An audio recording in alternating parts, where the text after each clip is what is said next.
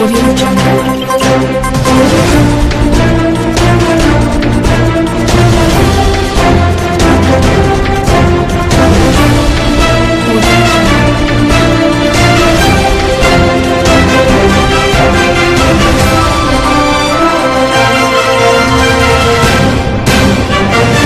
Merci de nous rejoindre pour vous informer. Mesdames, Messieurs, bienvenue dans cette grande édition du journal. Ouvrons ce journal par ses principaux titres.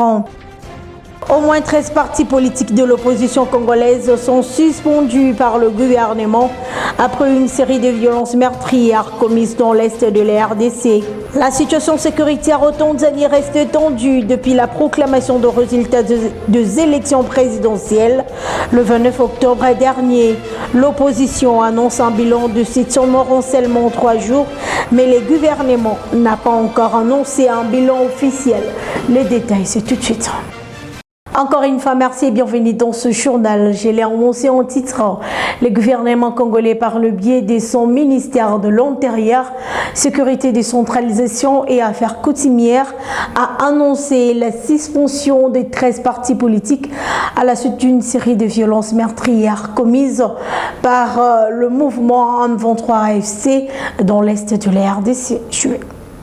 La tension politique continue de monter en République démocratique du Congo après la suspension récente de quelques formations politiques dont le PPRD, AT, PIST et LGD. Le gouvernement congolais affiche au total 13 partis politiques qui sont suspendus de leurs activités pour une durée de 15 jours, comme le précise la loi du pays. Cette décision a été prise par le vice-premier ministre en charge de l'Intérieur, Jacquemain Chabani-Luko, à travers un arrêté ministériel daté du 28 octobre dernier 2025. À en croire les autorités congolaises, ces partis politiques auraient manqué à leurs obligations de sauvegarde de l'unité nationale et seraient soupçonnés d'avoir soutenu ou relayé certaines positions proches de la coalition M23-FC soutenue par l'armée rwandaise. À cet effet, le gouvernement a saisi le Conseil d'État pour demander la dissolution pure et simple de ces formations politiques. Le vice-premier ministre est revenu sur les crises persistantes au sein de plusieurs institutions provinciales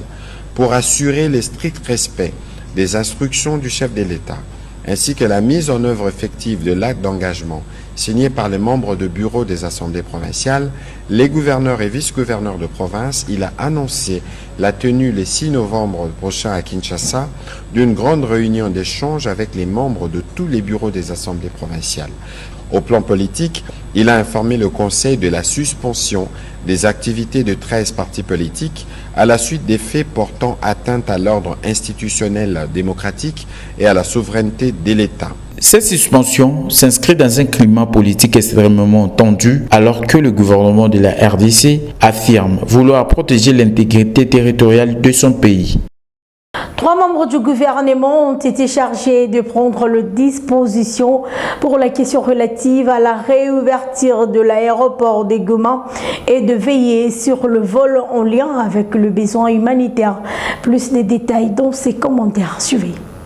S'agissant de l'accès humanitaire, je veux aussi annoncer ici qu'à l'issue de nos échanges, et pardon de vous avoir fait un peu attendre, nous avons acté d'œuvrer dans les prochaines semaines à la réouverture de l'aéroport de Goma.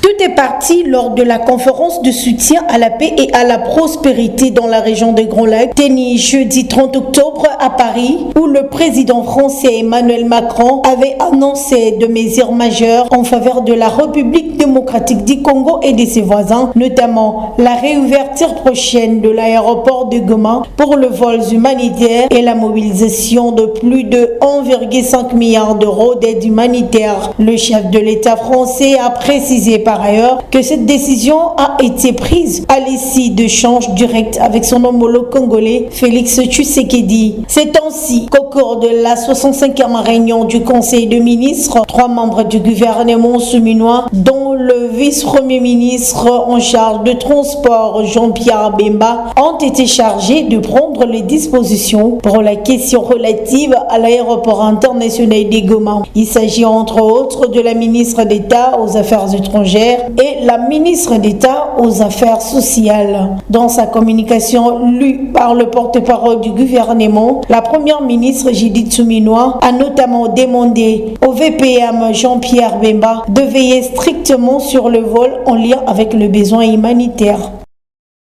2 mois après la décision du président de la République interdisant de taxi-moto de circuler dans la commune de Lagombe pour des raisons d'ordre public sécuritaire, l'hôtel de ville de Kinshasa vient enfin de formaliser cette mesure qui peinait d'être appliquée.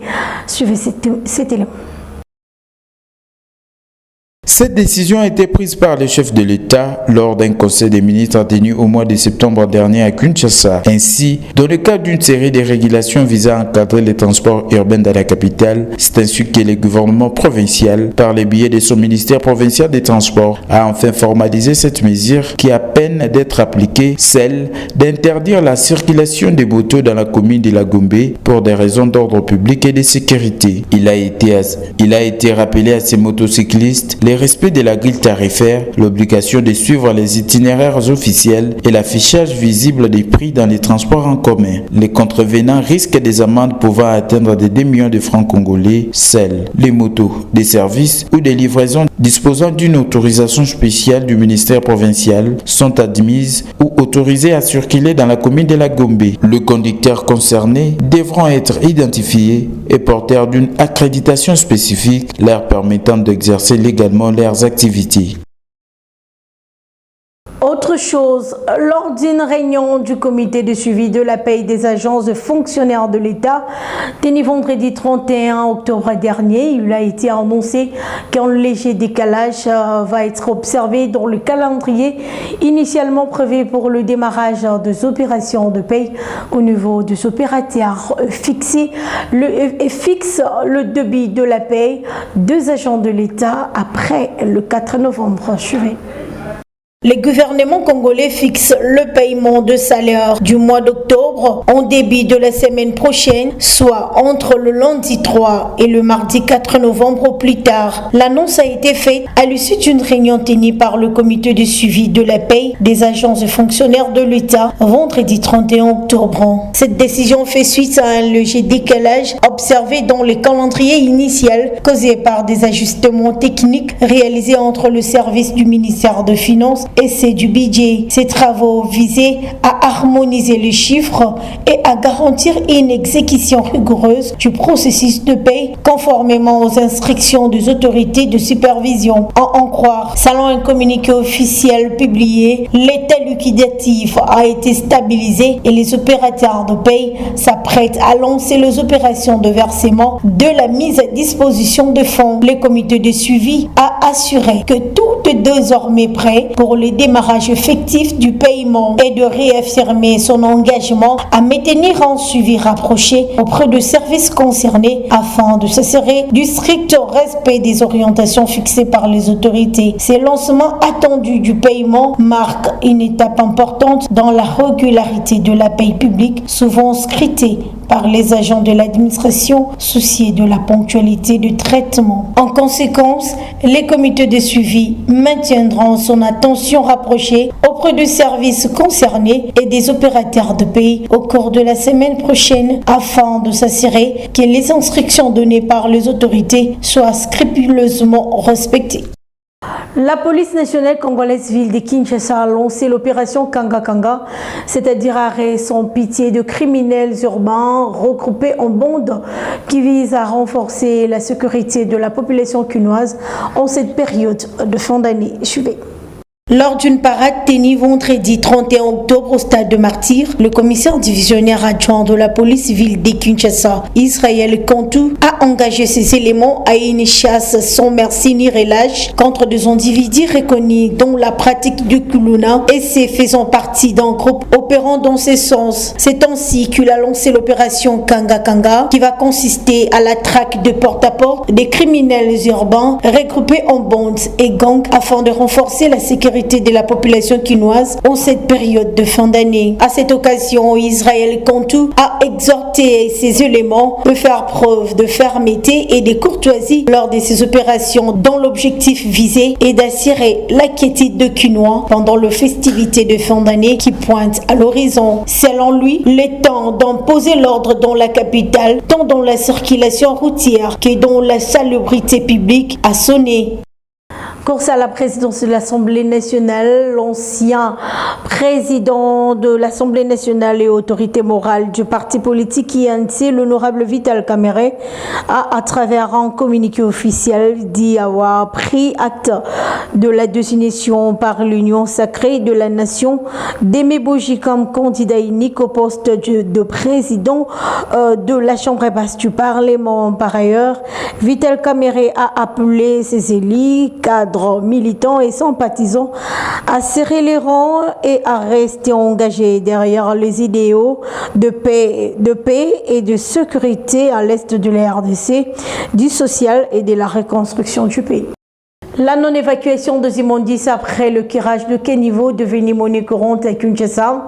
Pourtant, ce système expose la population environnante, voire les usagers de la route, à plusieurs problèmes de santé, d'environnement, dénoncent certains Quinois qui s'inquiètent surtout de ces déchets non évacués par le service de l'État, que ça soit retourné dans des caniveaux et boucher les canalisations, car ceci expose les habitants à plusieurs maladies, surtout en cette période de la saison pluvieuse. Suivez cet élément.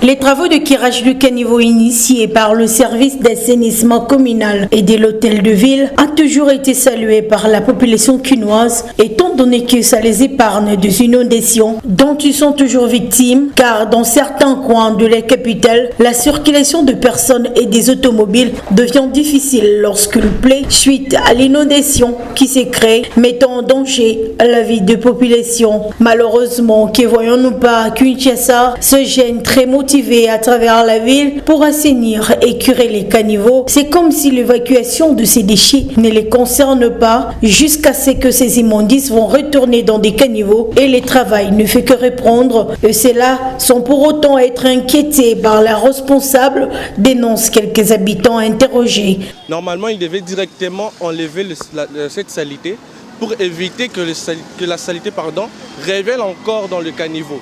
S'ils ne l'enlèvent pas, donc c'est comme s'ils ne faisaient rien du tout. Ils ont fait quelque chose pour encore revenir après, recommencer le travail. Donc ça ne nous aide pas. Donc le bien à faire, c'est quand ils font leur travail, ils doivent directement l'enlever. Donc récemment, de notre côté là-bas, ils ont fait aussi le même travail, mais ils n'ont pas enlevé. Il y a quelques jours passés, et ces mêmes saletés-là sont revenues dans... Ce que nous sommes en train de déplorer, la volonté est déjà là. On a déjà curé notre terrasse, c'est bien bon. Mais il faut enlever cela. 2 jours après, venez avec le véhicule, les bennes là. Il y a beaucoup de bennes ici. L'hôtel de ville. C'est ça son travail. Il fallait venir demain évacuer tout que vous aviez enlevé dans des terrasses. Mais si on laisse comme ça, de la façon qu'on a laissé ça comme ça va encore revenir aussi pour boucher encore des terrasses. C'est ça que nous sommes en train tout souvent de déplorer. Il est donc important que l'hôtel de ville réglemente ce secteur d'assainissement afin que le travail se fasse normalement pour éviter d'exposer la population quinoise à des inondations, étant donné que de grandes pluies s'annoncent, et cela va épargner la population à autres problèmes de santé auxquels ils sont exposés.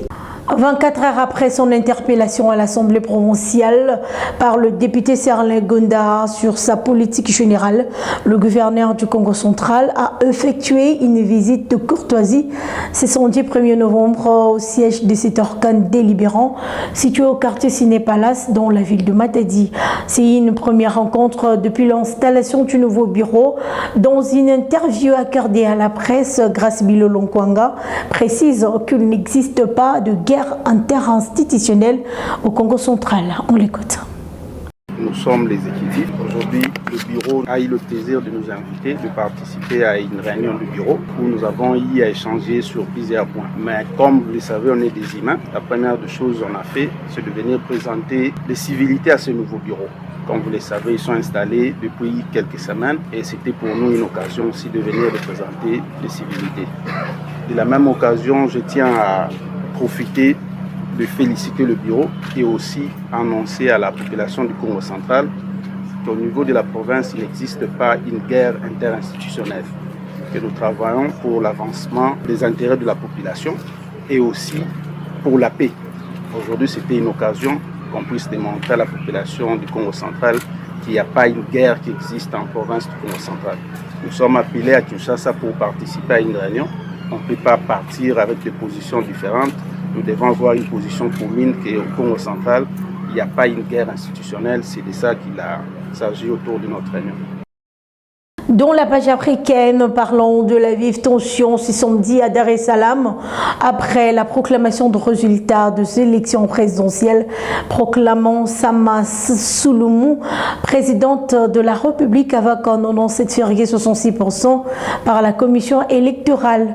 L'opposition parle de 700 morts lors de ces affrontements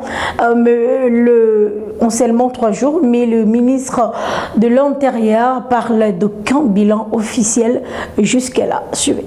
Malgré des violences et des troubles graves qui ont duré 3 jours pendant le déroulement des élections présidentielles et législatives en Tanzanie, la commission électorale a proclamé ce samedi 1er novembre 2025 la chef de l'État Samia Suluhu Hassan, président de la République, avec 97,66%. Pourtant, ces élections présidentielles et législatives du 29 octobre dernier se sont déroulées sans la participation de l'opposition. Au moment où les pouvoirs en place envisagent déjà d'organiser l'investiture du chef de l'État, l'opposition tanzanienne a fustigé ces résultats et continue de dénoncer des graves atteintes à la liberté des personnes et à la démocratie. Selon John Kitoka, porte-parole du parti Chadema, parti de l'opposition, au moins 700 personnes ont trouvé la mort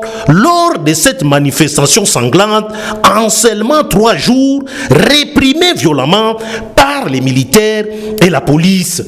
Tandis que le ministre des Affaires étrangères tanzanien, Mahmoud Tabi Kombo, a, dans une interview accordée à une chaîne étrangère, qu'il n'a pas vu ces 700 morts et qu'il n'y a pas encore aucun bilan officiel jusque-là. Signalons par ailleurs que le secrétaire général des Nations Unies, Antonio Guterres, s'est dit inquiet de la situation et a réclamé vendredi dernier qu'une enquête soit faite et a appelé toutes les parties à la retenue. Pour le moment, un couvre-feu a été instauré sur place à Dar es Salaam. La situation est toujours préoccupante. France Journal, mesdames, messieurs, mais d'abord le rappel de titres. Au moins 13 partis politiques de l'opposition congolaise sont suspendus par le gouvernement après une série de violences meurtrières commises dans l'est de la RDC. La situation sécuritaire au Tanzanie reste tendue depuis la proclamation de résultats des élections présidentielles le 29 octobre dernier. L'opposition annonce un bilan de 700 morts en seulement 3 jours, mais le gouvernement n'a pas encore annoncé un bilan officiel. Voilà, mesdames, messieurs, que me fin cette grande édition du journal. Merci à vous tous de l'avoir suivi. D'ici là, portez-vous bien et bon suite au programme sur nos antennes. Au revoir.